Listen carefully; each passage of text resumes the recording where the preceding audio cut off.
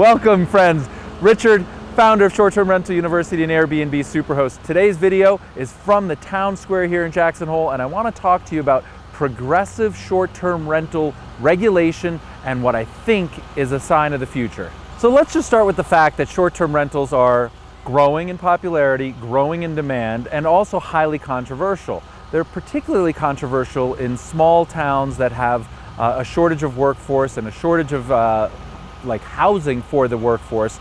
Jackson Hole is one of them. It happens across ski countries in the United States.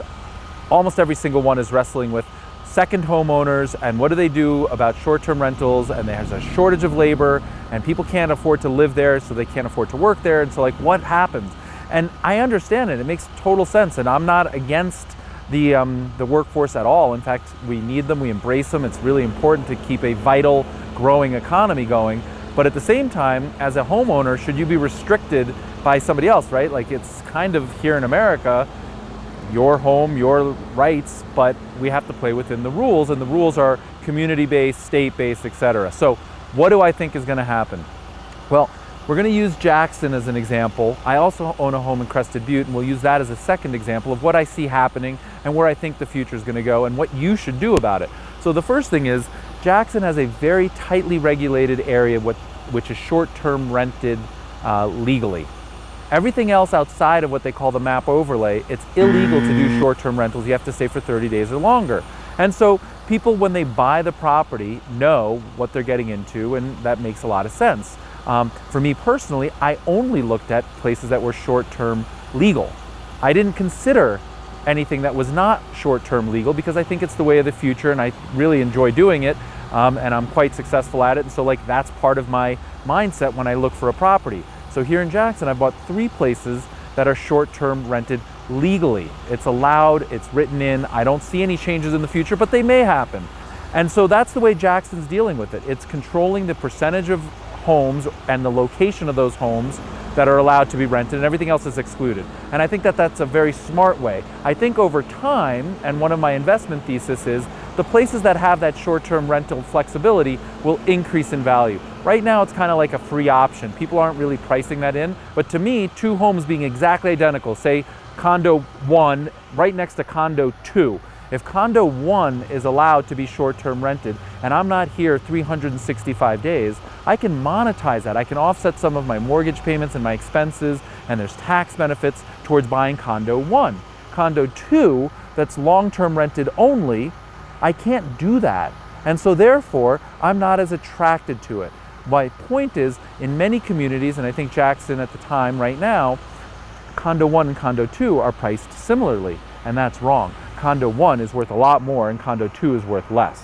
So that there's an arbitrage opportunity there, and that's why I'm getting long as much as I am, as quickly as I can, and you should too. Let's take a look at Crested Butte.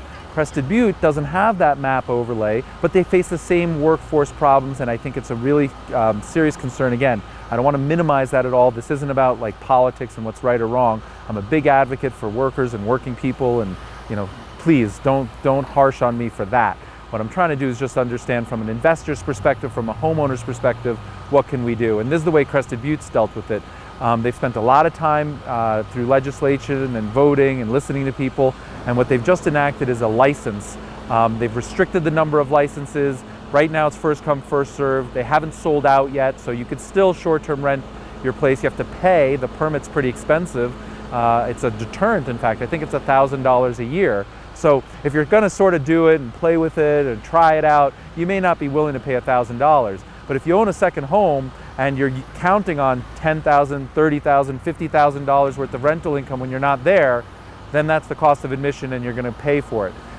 They're also making it so that they keep their options open. When you sell the home, that permit doesn't get transferred with the home. So like Crested Butte is saying, pay while you own the home, and then if you sell the home and you move on, the new owner doesn't get grandfathered into that permit. They have to apply, and if there's permits, great, and if there's not permits, then that's not great. And along with those permits, there's safety inspections and fire inspections, and I think that that's really important. Jackson Hole did that before I got my permit.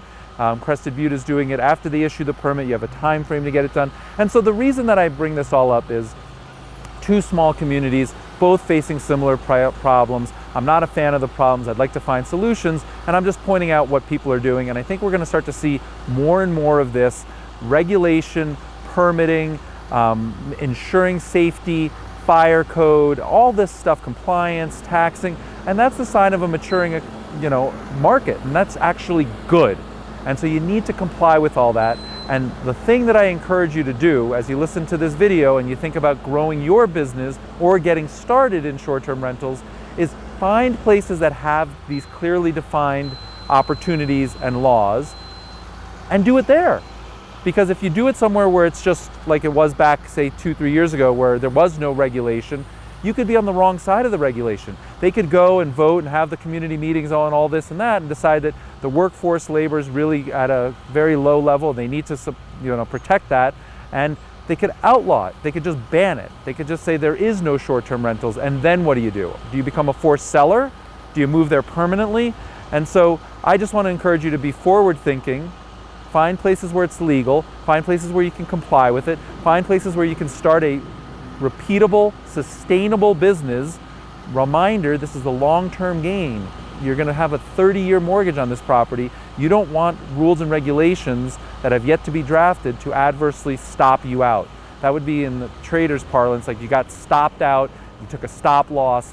You never want to be in that position. So, I hope you found this video helpful. Let me know what's happening in your community. Let me know where you find great opportunities. And don't forget that arbitrage opportunity that I talked about earlier, Condo 1 and Condo 2, you're going to start to see that movement. So take advantage of it. Be smart, be prudent, like the video, and subscribe.